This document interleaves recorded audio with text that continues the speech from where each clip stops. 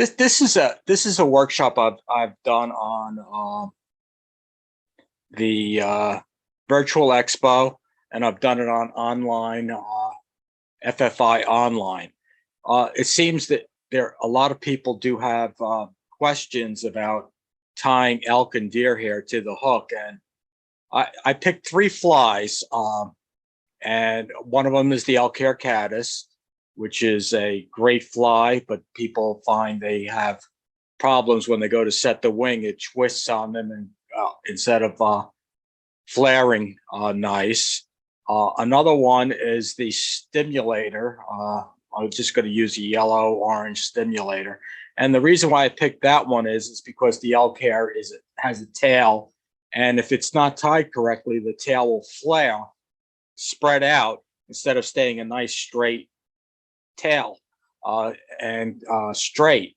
And whenever using deer hair for tails, such as the Irresistibles, the Humpies, and the stimulator, there are certain tensions that are needed as you tie, and I'm going to try and see if I could explain that as I do that. And the stimulator is nice because not only does it have the tail, it has the elk hair wing again, but it's a larger wing, so we get to play with that, get to show that. And the third one is a lot of people have problems just spinning deer hair on a dry fly hook, a smaller hook, such as the Goddard caddis. And I tried to explain, as everybody gets into that habit where we need a 3/0 thread, we need a gel spun thread to spin deer hair, and that is not the case. When we're making deer hair poppers or divers, it's nice to have the gel spun and the or the 3/0, because we can handle larger amount of deer hair on a hook and make it go quicker. Whereas on a dry fly hook, a size 12 dry fly hook, and we're doing that, we're not putting a lot of hair on. We're putting less fibers on, and we're controlling it. And I'll do it with a 6/0 thread, and not have an issue with it. So it comes down to material handling and thread control. Those are the most important parts whenever working with deer hair. So with that, I'm going to start off with the elk hair caddis and then go from there. So, and as you see, I have elk hair and I have regular deer hair. You'll see that the elk is a little thicker, lighter in the tips. The deer hair in this case is a little thinner than our elk hair. I'm going to be spinning the Goddard caddis with the deer hair, and the other two flies, the stimulator and the elk hair caddis, going to be done with the elk hair. All right, using hair stackers, a comb, because we want to be able to get the underfur off. So for the elk hair caddis, I'm just going to prepare my hair.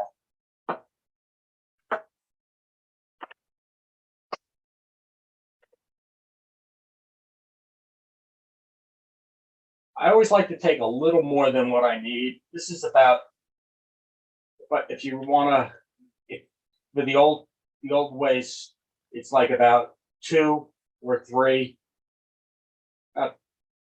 one pencil thickness, or you look at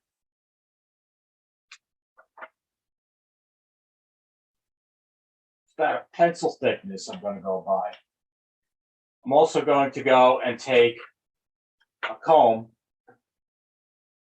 and I'm going to take all these underfur out and all the short hairs out.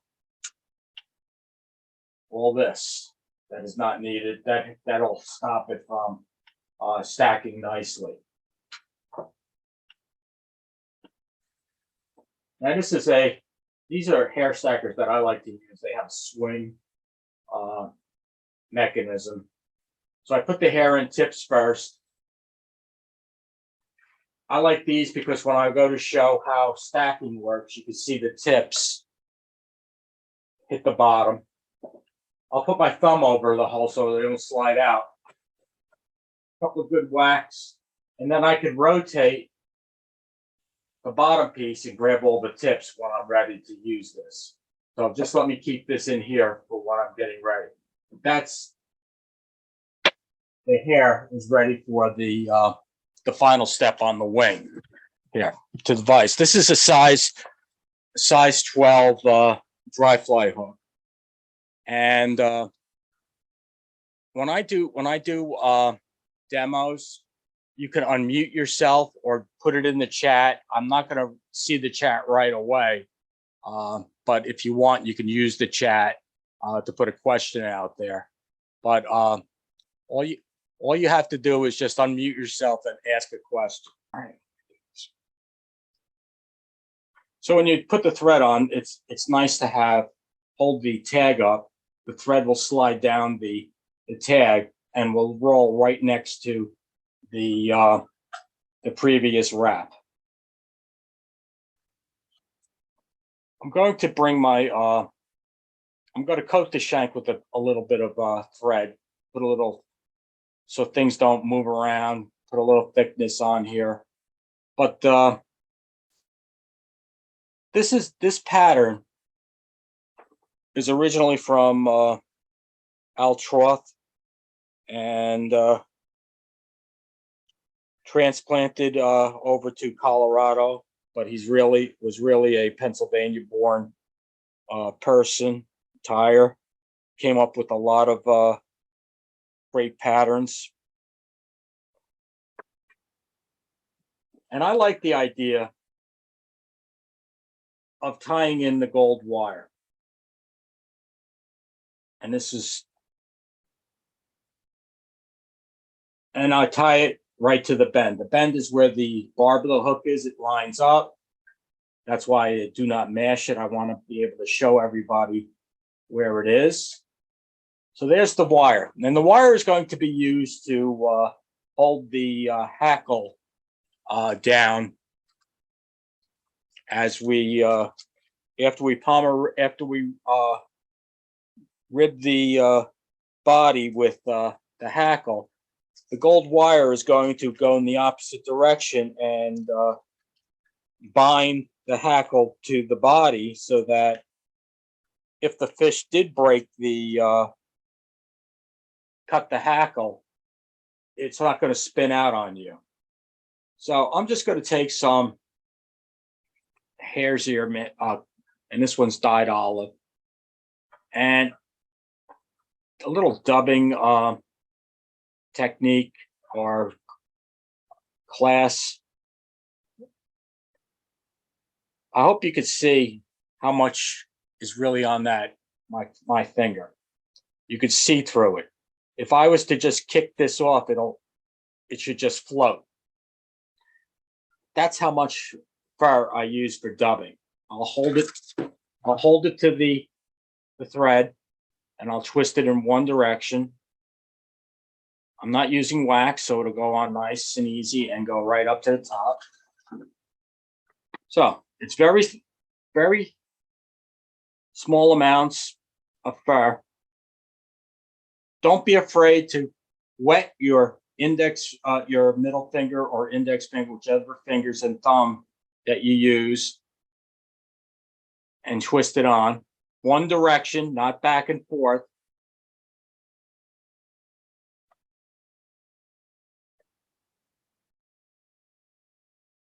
And then we'll build the body. I'm going to start off a little thicker towards the bend, and we're going to what is called reverse taper as we get towards the eye of the hook.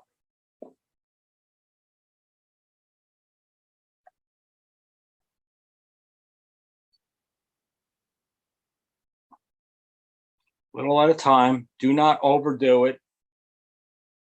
A nice tight dubbing noodle is in your best interest. The fly will last longer. It won't get destroyed as much, ripped apart. Whereas if you just throw on a lot of dubbing fur, the fish will just rake it apart.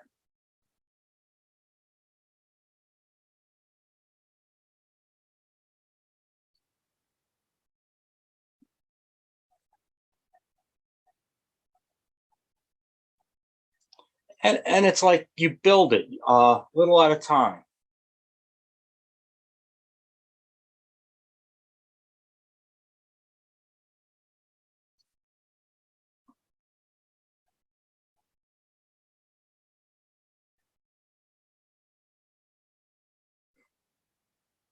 Just a little more.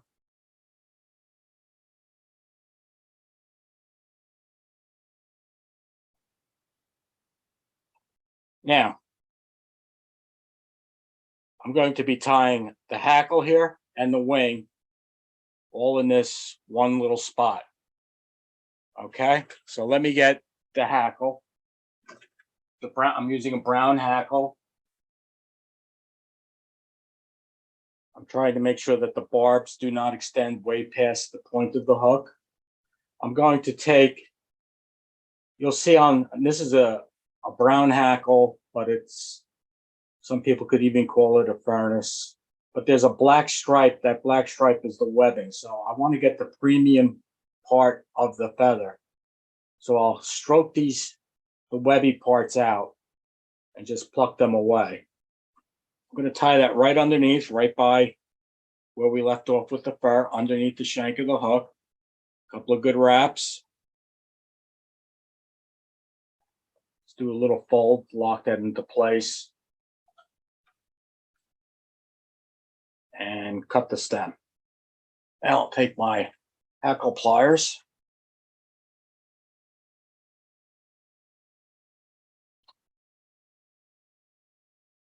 I'm going to put a good 2 turns right at the front, and now I'm going to work my way backwards, even spacing as I get to the bend of the hook.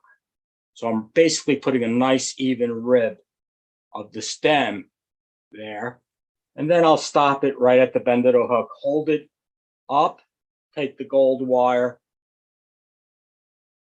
and wrap that twice. That will lock that hackle in place. I could cut it at this point. I'm just going to release it. And now I'm going to take the wire and rib it, just crossing over the stem. But this is also going to be evenly spaced. Mm-hmm.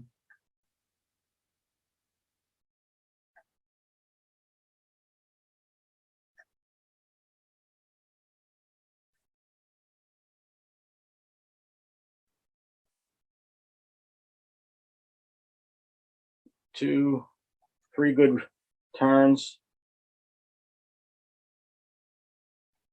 Helicopter the wire.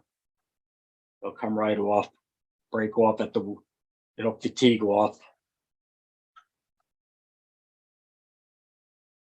From that. You know, it's funny. This is the same technique that is used for the woolly bugger.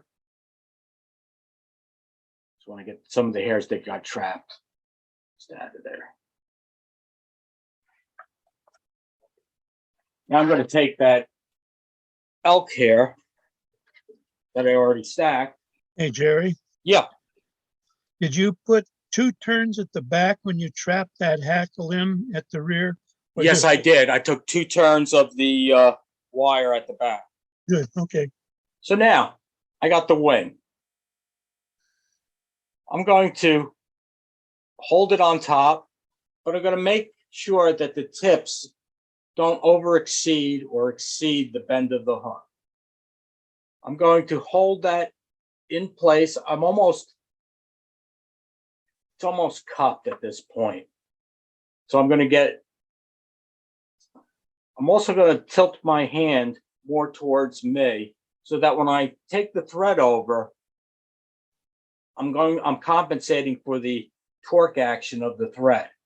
So I'm going to take the thread, but I'm going to put it in between my thumb and index finger and lightly go around. And then I'm going to pull up to trap those fibers. So I'm going to do 1, 2, 3, lock it into place. Now it's really locked. So now that wing is nice and flared now. But I'm going to take a third of those butts and just pass the thread through. I'm going to take the other third, pass them through, and then I'm going to lift them all up and put the couple of wraps right behind the eye in front of those butts.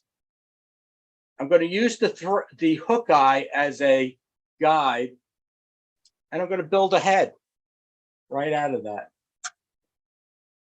Now I could take my whip finish tool.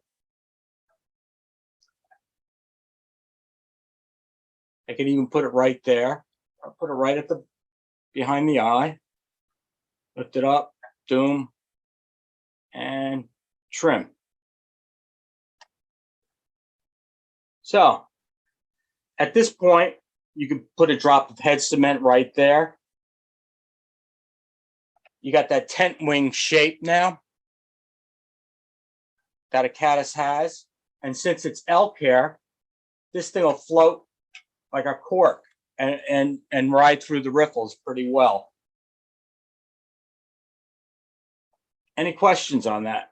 Jerry, you use the eye of the bend of the eye as the guide for the angle on the, Yes, I did. okay, and then some people We'll go straight across. say to use they'll use the angle of the wing. That's a good one.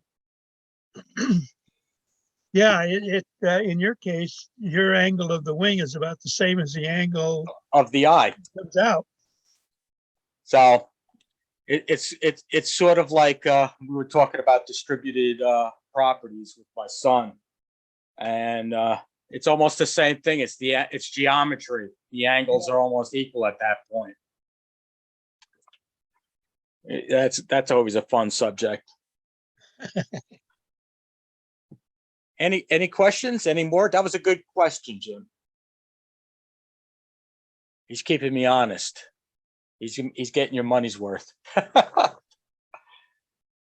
All right. So now, what kind of deer hair is good for caddis? I'm gonna tell you right now, the way things go, unless you hunt your own, winter deer is usually the best. Around the backish and the sides.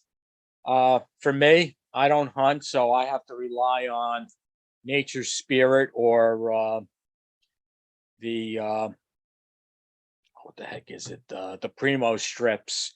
That's been pretty good for me. Hair that, if you're going into smaller sizes, coastal hair, such as what you'll hear Comparadon. In my days when I first started, that was called coastal deer hair, very thin.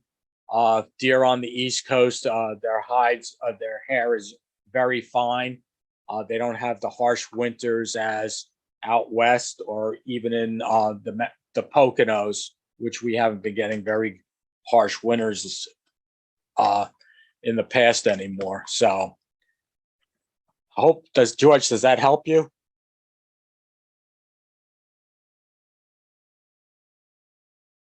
Okay. Spinning hair, I'm gonna, when it comes to purchasing hair, I'll go with the Primo strips for spinning hair. They do a nice job these days. I haven't had a bad strip yet. I still, to this day, would rather be able to touch it in my hands and feel it and get a better feel for it. But sometimes, there's a lot of fuzz in it. I mean, you got to make sure you clean that fuzz out with the comb. Combs, just be a little careful. Plastic combs have static electricity in there. That stuff will cling to you. Ceramic ones are better. Bone is better. But, steel isn't bad at all. And I've seen some really good ones that some companies are putting out now. So that's it. Hey, Jerry. Yeah. So the issue that you would typically have on that first fly you did is that when you go to pull that wrap, that it actually falls a sort of apart, splays out on you. So the way that you adjusted for that is you just pinch down harder and then use that pinch wrap. I mean, Yes, Dave, this is where thread control becomes very important. By putting that loose wrap in between your thumb and index finger and letting it slide down, and then pinching the material so that it doesn't slide anymore, and then pulling the thread up and doing that three times or consecutive times to lock it in place so it doesn't roll off. I've seen where beginners go out there and they put this on there, but they don't pinch the material down. That's why it's called a pinch method. You're pinching and holding that material directly in place. Does that help, Dave? Yeah, it's Jack. Thanks very much. That Jack, I'm sorry. That's fine. Anybody else? Any questions? All righty. So the next fly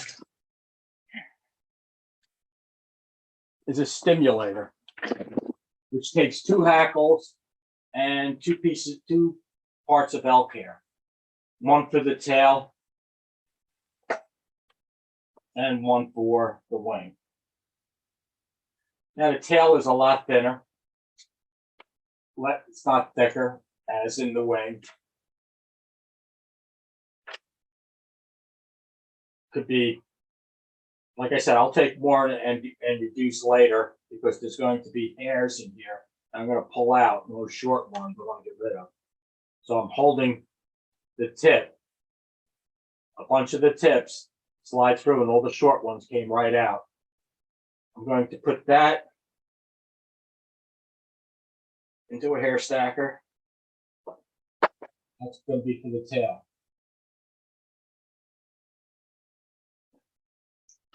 Now I'm going to get the wing prepared. Put you over there. I'm going to go a little more, almost a little bit more than what the Elk Hair caddis was. So it's almost.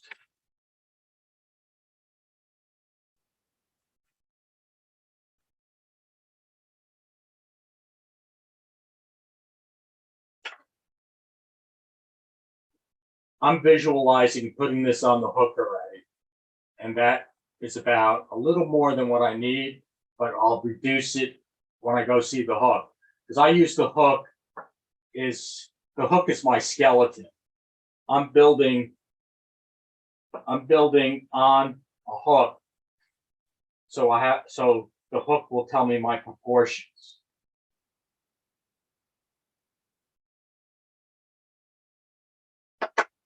I already have 2 hackles, brown and green, ready for that. So the hairs, the hackles are already, they've already been sized to about a size 12. And you're probably going, well, what do you mean by sizing for a size 12? All right. We take our hackle gauge. On this hackle gauge, you'll see these numbers. Let me get a bodkin. You see these numbers on the bottom. That corresponds to the hook gap. So when I bend a feather around, I bend it around this pin, and I see where those fibers extend out from that pin to that line. And that's how I'll know before I pick the hackle off the neck, so I don't waste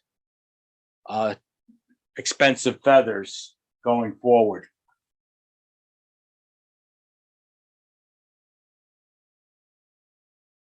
So this is a funny hook. It's a humped, it's a 2X long hook, and it's got a hump in it, a bend. And the funny thing about it is the original stimulator was tied on a 2X long hook without the hump, without that bend. And it was actually developed or created on the shores of the Musconecton River in New Jersey by a man named Jim Statler, who owns the campfire or campground lodge in on the Madison River right outside in West Yellowstone. So he's the person that developed the stimulator. The stimulator, he got the name from a punk rock band in New York City that played in Greenwich Village, and he himself was a musician and decided that he'd rather fly fish and live out in Montana. So it's a pretty good story, but you know, then it was modified over the years with a humped hook, and that's what we really fish today. So I'm using red thread. I'm going to just run the thread so I know where the bend of the hook is, which is right there. Also, by running the thread, I will have a base so that when the tail is put on, the tail is going to go right at that bend of the hook. It's going to be the elk hair for that tail, about a gap to a gap and a half long. I'm going to set it at the bend of the hook.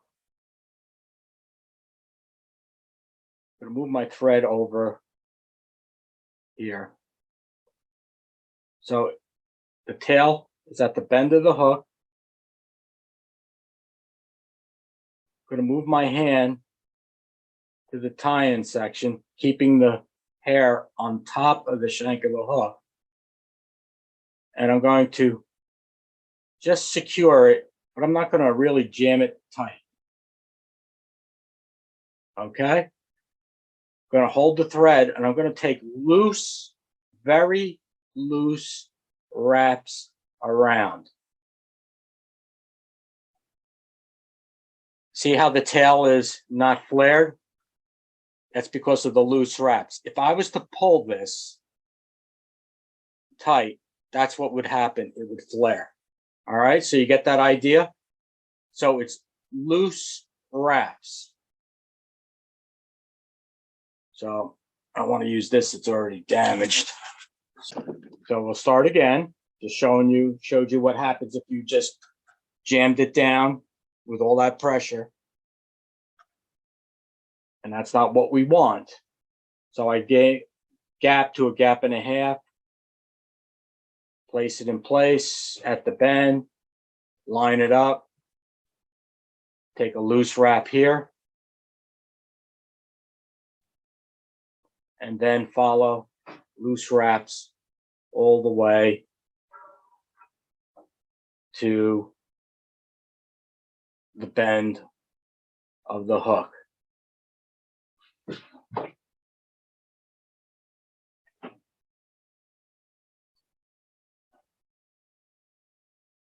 And I'll cut this off.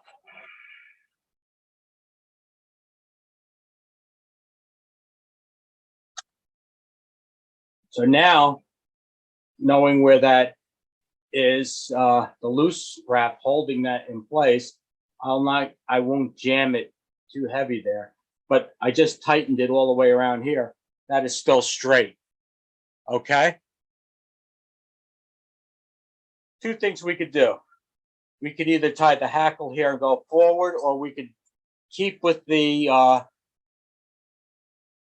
theme by making nice, durable flies and add the wire, gold wire.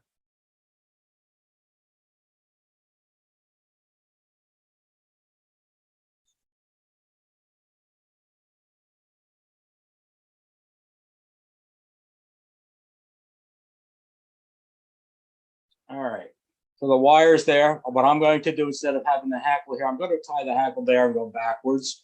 But I'm going to now dub the body.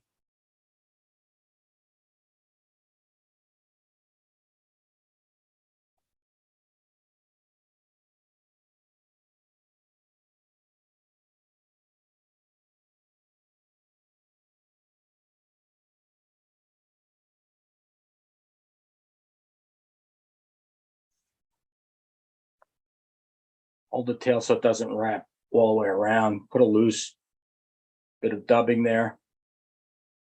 Okay, now that's set. Now I can just dub the body. I do that to dry flies too with hackle tails. I'll hold the tail in place when I do the first dub, the first wrap of dubbing. Keep that tail nice and straight. Yeah, go ahead. Gary, things are still pretty loose then, right, on the wrap so far? Oh, actually, this is pretty tight now,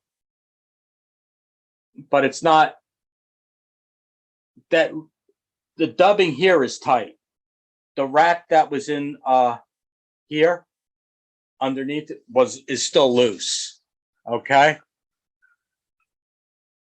But it's secured enough because of the rest of the body is pretty tight in here through this section. Does that make sense to everybody?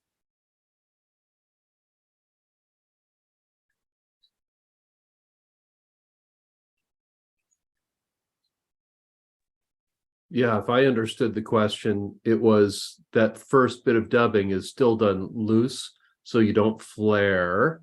Correct. Okay. But there's enough dubbing there that the dubbing is tight, but the wrap is loose. Does that make sense? Absolutely. Okay, just want to make sure because I would redo this and just show you again what I'm talking about.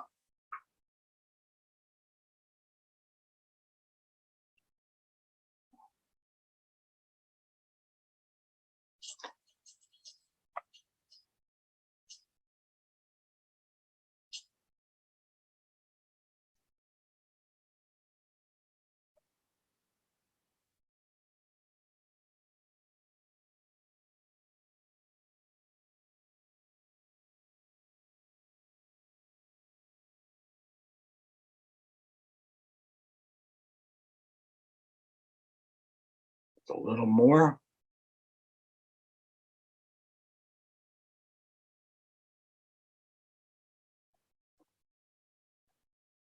I think a lot of people think that this is just a Western pattern, and honestly, it's not.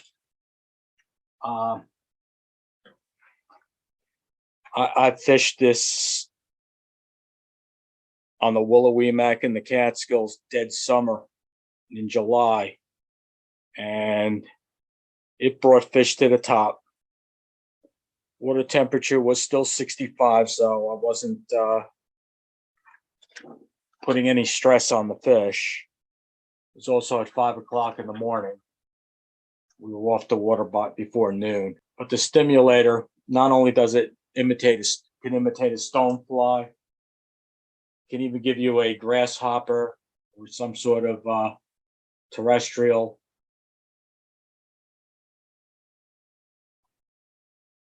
Imitation. All right, I tied the hackle in the front, right where the dubbing was left off. 2 wraps. Now I'm going to go 2 wraps, canter. When I mean canter, lean towards the bend.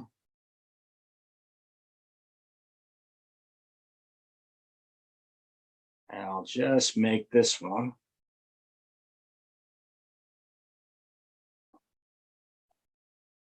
Two wraps of gold. Jim, see that? Right at the bend. The hackle fibers barely go past the bend of the point of the hook.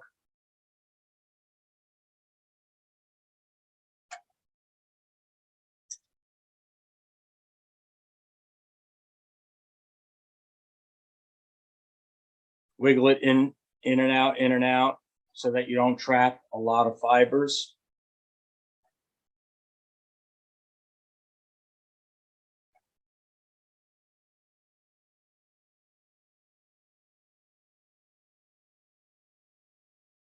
Bring the up there. Bring your bobbin up, the bobbin holder up. It'll break off faster. Put a couple of wraps in there, secure that in place, and trim the hackle out of there. Grab some of the, make sure that all the short ones are out of here.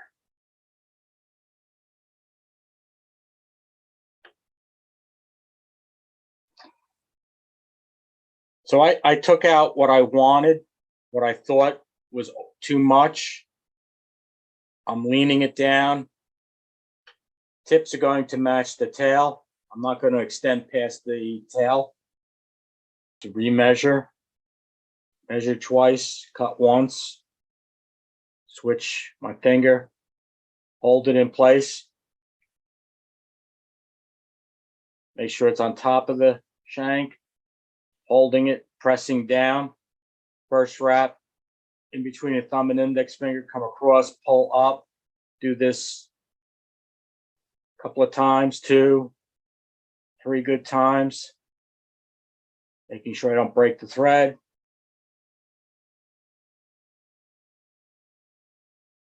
Take a third, push it, pull it. Third.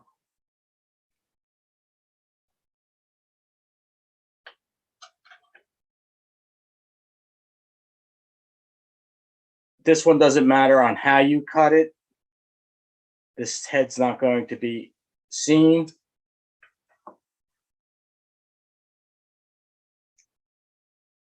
But just want to make sure that I'm going to bury these butts down.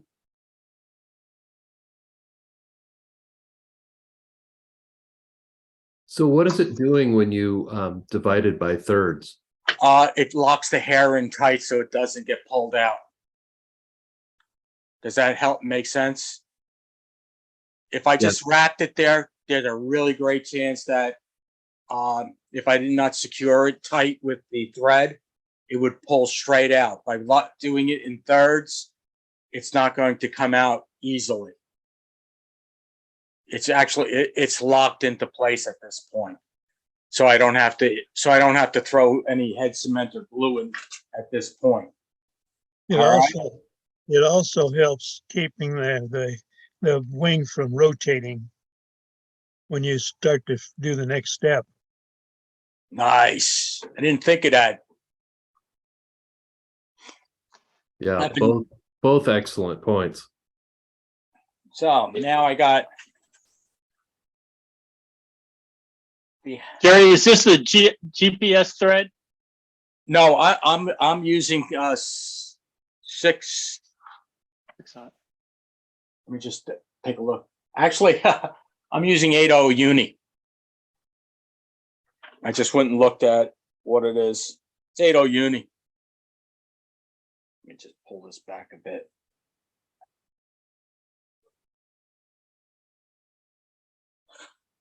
Important things to know is your thread tension, what it feels like before it's going to break. All right. I mean, I've seen graphs on thread tension and tensile strength on it, but you know what? You're not using that kind of equipment when you're tying a fly to know the feel of when the thread is going to break. The best way to learn when thread is going to break is take your thread when you're first starting out and put it on a bare hook. Pull it, keep pulling it until you feel each time you keep pulling until it breaks. You'll know that right before it broke what it felt like. Or you could do the method where you keep tying flies and they keep breaking on you. And eventually you learn what the tensile strength, what the breaking point of that thread is. All right.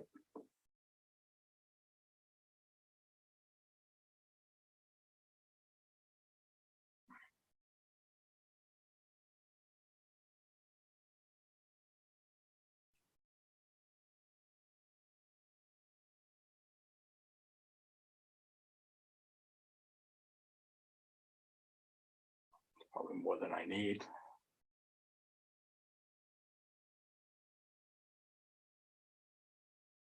Just like the tail, putting the fur, this is going on tight.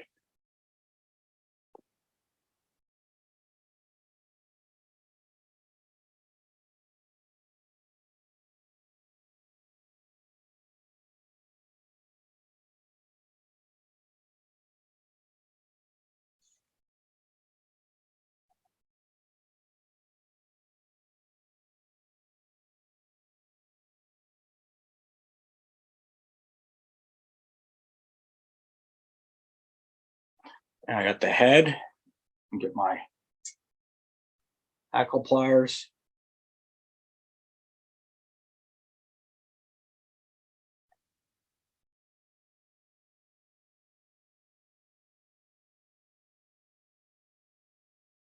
Each wrap is going in front of the previous.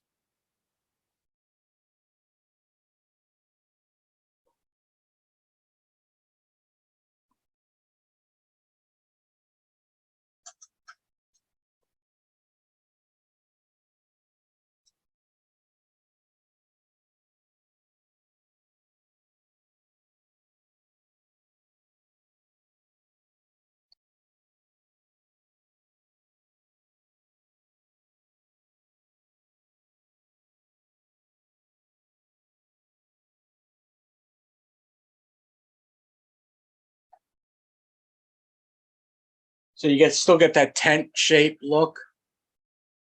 The tail. Nice hackle to keep it up and floating on ripples on fast moving water. So this will really withstand a little bit of turbulence through pocket water. Stoneflies like pocket water, oxygenated water. I have to get the tension set in the bobbin.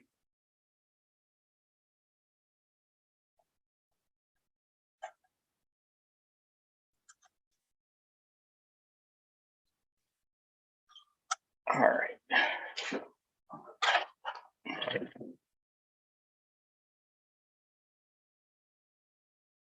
So I'm just going to take some deer here.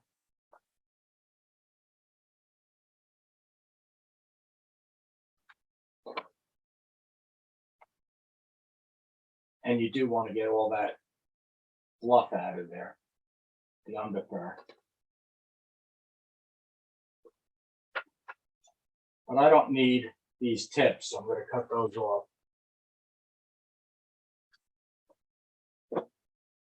Cut them off over a trash can. So I have deer hair, no tips. Now I'm going over to the vise and I'm going to secure that in.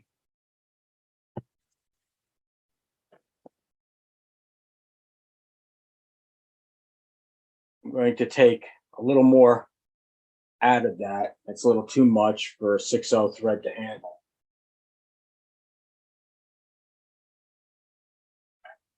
Come on.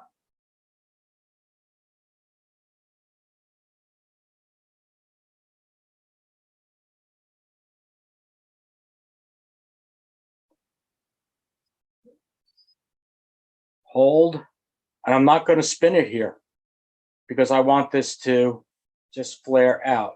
So each rat is just going in front of it. And the reason why I'm holding the back end, that is the back end of the wing. If I was to let that spin, it wouldn't look good. So here's the back end of the wing. And now I'm going to compress it. By me wrapping through the exposed deer hair, it's wrapping it all the way around the shank of the hook. It's spinning the hair at that point.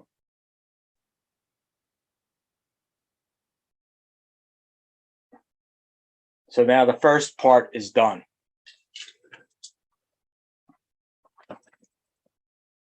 And as you see, I'm not using a lot at one time.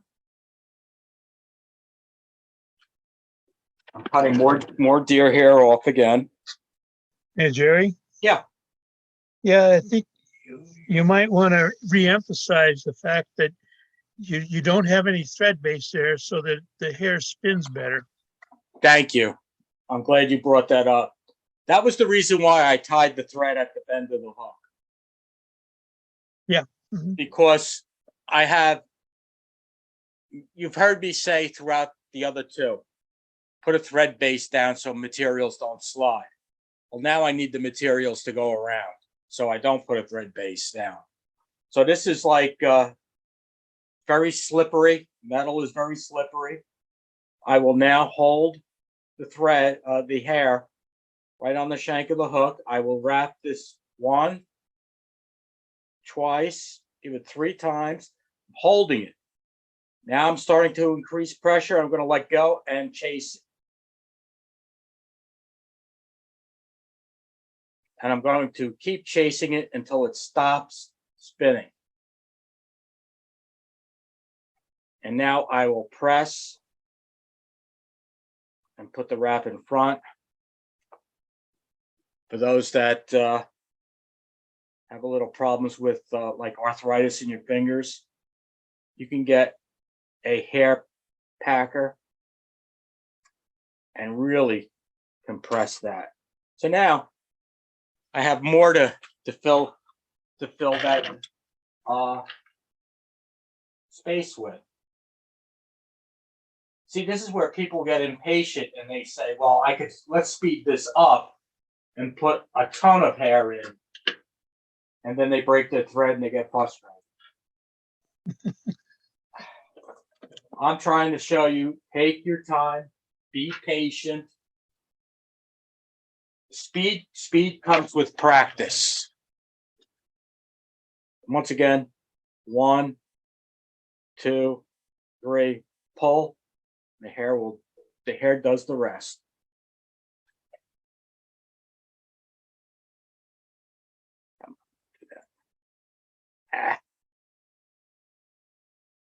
And don't forget to keep your finger at the bend of the hook.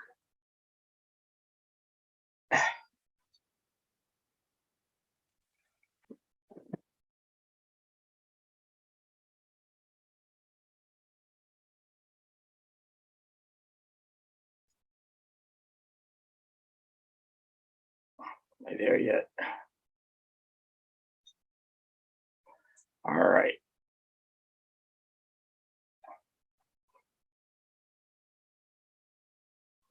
All righty.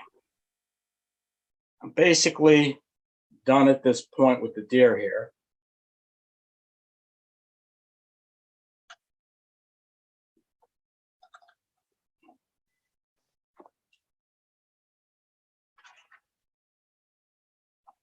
So let me whip finish this.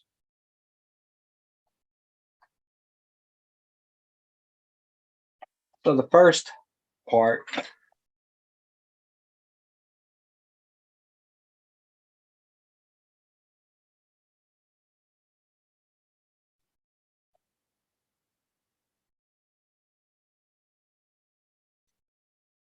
I want it flat on the bottom.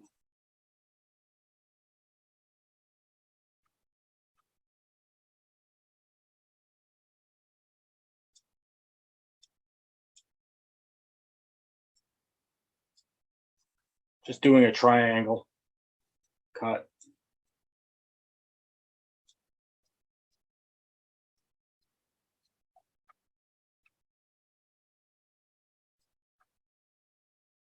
Are you using serrated scissors? Yeah. Normally I would go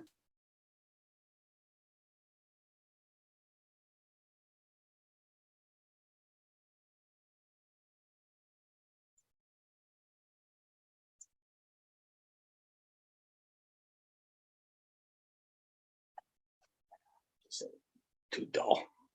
Where'd you get that blade holder? That's a Stefano blade holder. Or is it? No, it's this one. No, this one isn't Stefano. This is tie wheel.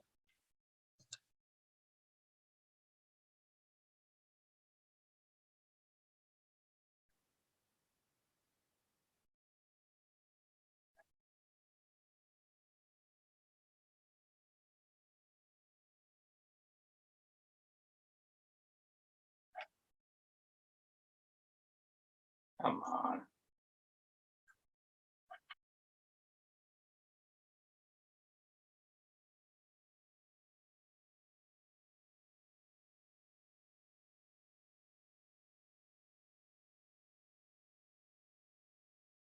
Worse than being a barber.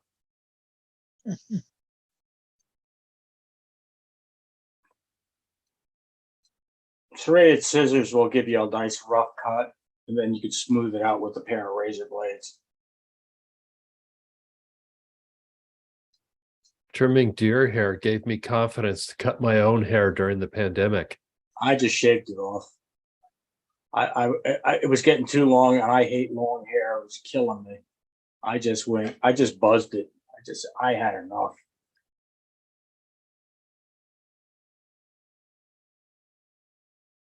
Come on.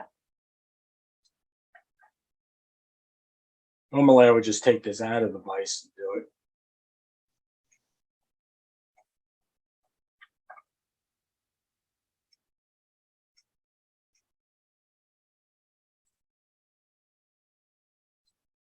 Come on.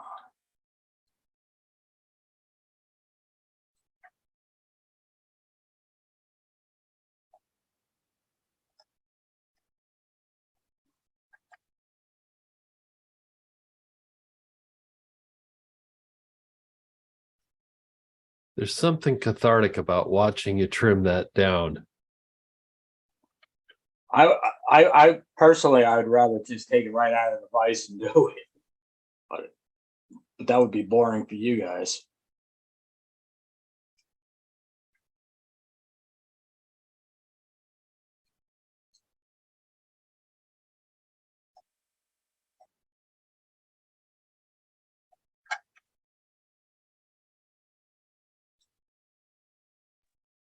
Hey, Jerry, what size hook is that? The size 12.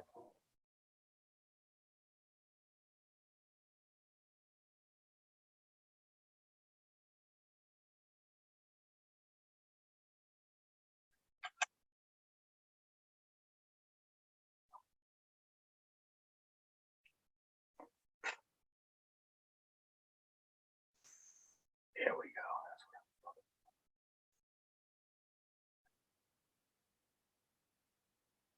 All right.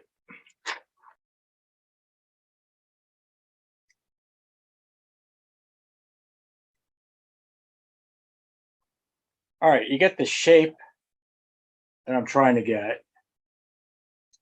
Trying to keep this flat at the bottom.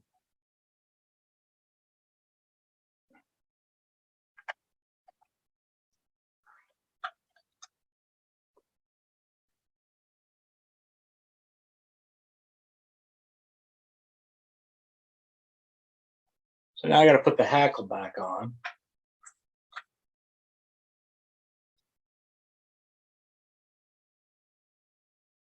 So secure the hackle in.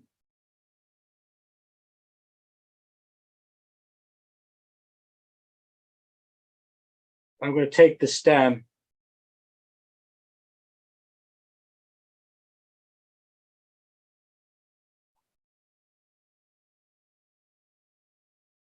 Come on.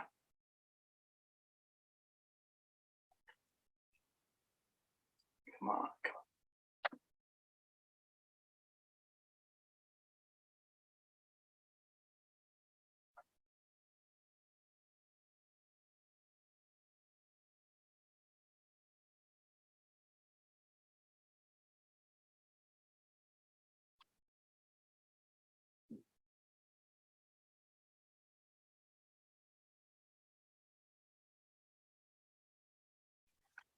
Now I'll wrap the hackle.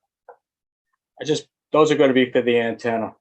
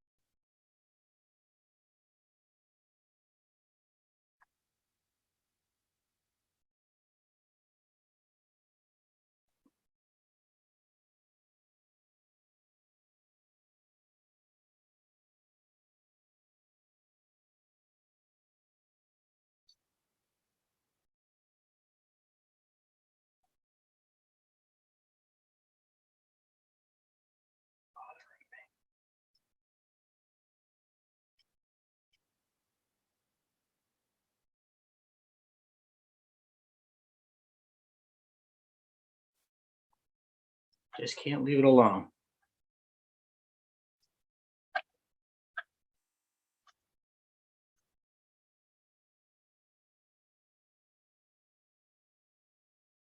So that's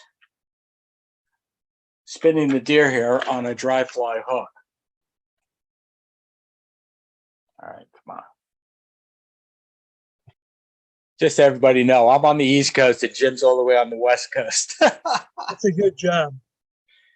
I like the hot spot though you put on that stimulator. You like that? Yeah. Yeah, I love those flies.